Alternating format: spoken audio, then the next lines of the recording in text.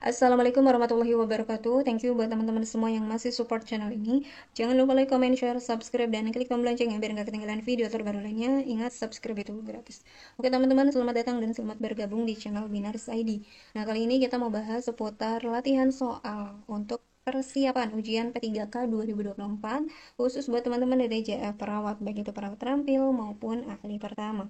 Oke, langsung saja. Nah, kita sebelumnya mau kasih info dulu, kita telah membuka lagi grup belajar atau bimbel P3K Perawat 2024 ya. Ini yang kedua kalinya kita buka ya. Nah, nanti apa sih yang akan teman-teman dapatkan? Yang pertama itu nanti teman-teman akan mendapatkan link ebook. Link ebook ini nanti seputar materi dan juga ada latihan soalnya. Nanti bisa teman-teman pelajari mulai dari sekarang ya, kalau teman-teman pesannya sekarang. Oke, yang kedua nanti teman-teman juga akan masuk ke dalam grup bimbel ya, dimana grup ini terpisah antara D3 dan NARS. Kemudian yang ketiga nanti teman-teman juga akan mendapatkan tryout, dimana tryout ini soal-soalnya itu terinspirasi dari FR tahun kemarin ya, dan juga kisi-kisi tahun kemarin, sehingga ini bisa menjadi gambaran buat teman-teman untuk mempersiapkan diri menuju ujian P3K 2024 ya.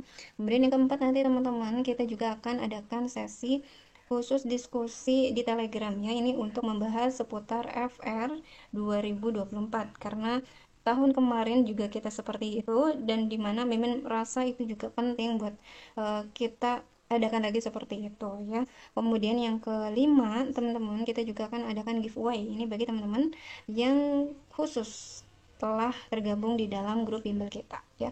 Kalau misalkan teman-teman mau tanya-tanya lebih detail ataupun butuh informasi terkait dengan bimbel ya, silakan teman-teman bisa hubungi kita di nomor WA admin.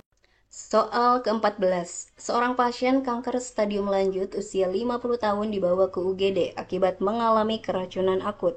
Termasuk dalam kondisi apakah klien tersebut? Apakah A. gawat? Apakah B. gawat darurat? Apakah C. darurat tidak gawat? Apakah D. gawat tidak darurat? Ataukah E. tidak gawat tidak darurat? Jawabannya teman-teman. Oke, 3, 2, 1. Jawabannya adalah yang D ya, gawat tidak darurat. Nah, untuk materi pengklasifikasian pasien gawat darurat ini pernah muncul di ujian P3K kalau nggak salah tahun kemarin ya. Nah, untuk memudahkan kita memahami terkait dengan materi gawat darurat ini, pengklasifikasiannya, maka kita penting juga untuk mengetahui perbedaan antara pasien gawat dan pasien darurat. Nah, sebelumnya kita harus tahu dulu perbedaan pasien gawat dan pasien darurat. Pasien gawat ini lebih mengacu pada pasien dengan kondisi yang mengancam nyawa. Meskipun mengancam nyawa, tetapi dia tidak memerlukan penanganan medis segera ya. Kalau pasien darurat itu dia perlu penanganan medis segera meskipun kondisinya tidak mengancam nyawa. Dari kata-kata tersebut coba kita uraikan definisi-definisi ini ya. Yang pertama, pasien gawat darurat.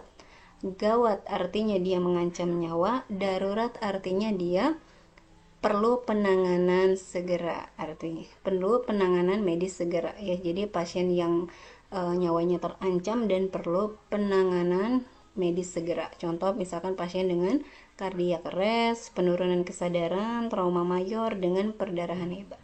Kemudian yang kedua ada gawat tidak darurat. Artinya pasien itu kondisinya mengancam nyawa, tetapi dia tidak memerlukan tindakan medis segera ya. Contohnya pasien dengan kanker tahap lanjut, pasien fraktur, siskal sel dan lain sebagainya ya.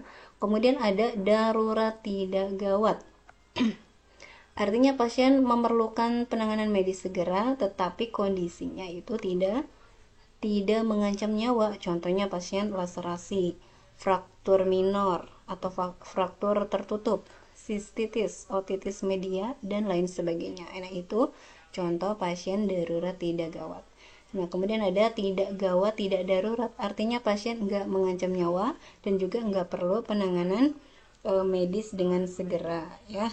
Contohnya pasien dengan penyakit kulit, batuk, flu dan sebagainya. Nah, itulah klasifikasi kegawat daruratan ya. Jadi kita harus mengetahui dulu arti dari gawat itu apa, darurat itu apa, sehingga ketika kita dihadapkan dengan kayak gini ya, dihadapkan dengan pilihan-pilihan seperti ini, kita sudah bisa membedakannya. Seperti itu teman-teman. Oke, tetap semangat. Assalamualaikum warahmatullahi wabarakatuh.